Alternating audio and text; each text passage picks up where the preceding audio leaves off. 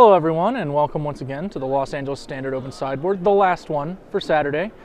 We've got our top 8 seeded. They're going to go ahead and just play the first round of single elimination before we move on to the top 4 tomorrow night, Sunday morning. And I'm just going to preview the top 8 for you guys and give you a rundown on what to expect. The match you're going to see on camera first is going to be Brian Siemens versus Chang Han, and that's a Black-Red Zombies versus Nyapod matchup with Brian on Black-Red Zombies. It's interesting because the top 8 is filled with a lot of Delver. There are 3 blue-white Delver decks. Brian's not playing one of them this round, but considering he's first seed as Black-Red Zombies, it's a pretty good spot for him to be in the top 8 if he can get through this round and be very likely to be facing Delver decks for like the remainder of the tournament. Being on the play with Black-Red Zombies guaranteed is pretty nice. We've also got in the second seed Jonathan Hugh on Delver against Sam Pardee on blue-white mid-range. Delver is pretty naturally favored in the matchup. I don't think that any of that's changed. Their lists are relatively stock for both of the archetypes. Geist Delver for Jonathan and blue-white mid-range for Sam Pardee. He also did very well in a Mox playing that deck though, so clearly I wouldn't count him out. I think that if Sam can get through the Delver decks, he's actually pretty favored against most of the top 8, with other zombie decks and Wolf Run being his opponents. I wouldn't mind being the blue-white mid-range deck in that particular position. He'll just have to dodge those Delver players or be ready to beat them if they happen to fall into his path. As he's the second seed, he will earn the play in most of his matchups, at least until the finals. So that's for Sam.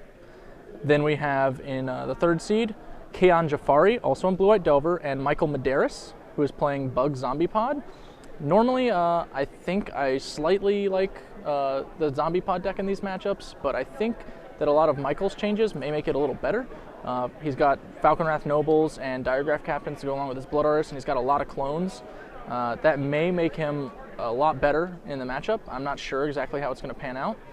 It'll certainly be a lot more interesting for his other matchups, where people trying to kill creatures just aren't going to be able to get there very well.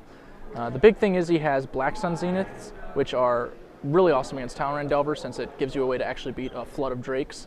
But more importantly is all of those Blood Artist type effects, while normally are only okay against Delver, his opponent only has Purges and Timely Reinforcements as anti-zombie hate in the sideboard, so Timely Reinforcements is going to be very, very mediocre against a deck that has like functionally 8 Blood Artists and maybe more. So it could even be a bad card to play a lot of the time. Last but not least, we're going to go over Wolf Run Blue against Delver, which is Brian Eaton on Wolf Run Blue and Ross Merriam on Blue-White Delver. Ross is a bit of a grinder. He's played in a number of Open Series events.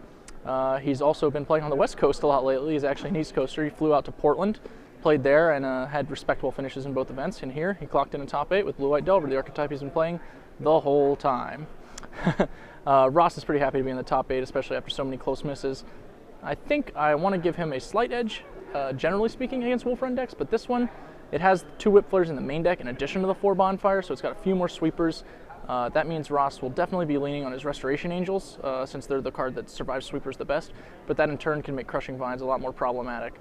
It's going to be a tough fight.